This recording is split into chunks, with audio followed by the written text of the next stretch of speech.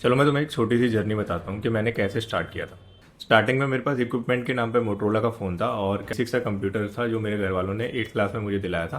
तो ये वाला कंप्यूटर था मेरे पास और वहीं से मैंने स्टार्ट किया था। मेरे पास कोई आइडिया नहीं था, मुझे कुछ आता नहीं था, डिजिटल मार्केटिंग वगैरह मुझे पता नहीं था मैं कैसे करूँगा।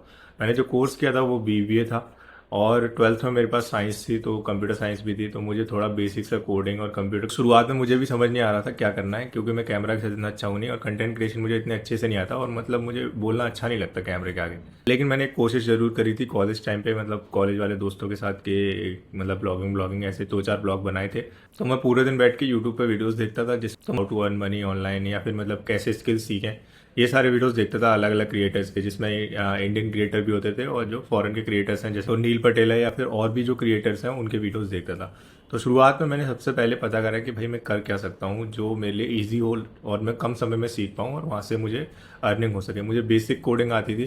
सबसे पहली चीज़ जो मैंने डिसाइड करी वो ये डिसाइड करी कि सबसे ईजी स्किल ढूंढता हूँ जिससे मैं कम समय में सीख के ना और थोड़ी बहुत अर्निंग कर सकूँ। कंटेंट राइटिंग सीखी और बेसिक सी मुझे कोडिंग आती थी, तो मैंने वर्डप्रेस और वर्डप्रेस जो उस टाइम पे काफ़ी फेमस था और गूगल में कैसे रैंकिंग कराना है एसईओ, ये 3-4 चीज़ें मैंने सीखी। अगर इनमें मुझे कम से कम 2 या 3 महीने लगे थे और फिर मैं धीरे धीरे खुद ही कंटेंट लिखने लग गया था कोरा पे।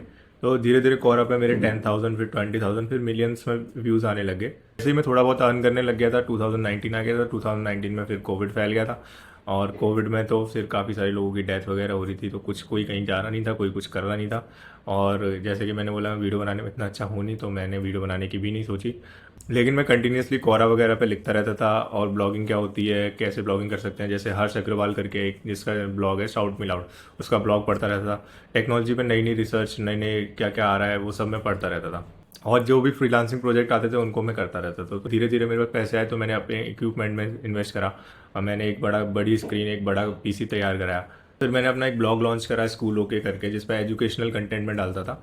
फिर 2020 में जब कोविड थोड़ा कम हो गया तो फिर से मुझे एक जॉब ऑफर हुई जिसकी सैलरी थोड़ी ज़्यादा थी और उस टाइम मैं काफ़ी घर पे भी ठीक ठाक पैसे कमा रहा था। तो मैं जॉब भी करने लग गया और फ्रीलांसिंग प्रोजेक्ट भी मैं करने लग गया। तो मैं वहाँ से मुझे डिसेंट इनकम बन रही थी, लगभग 1 लाख के आसपास मुझे रुपए बन रहे थे।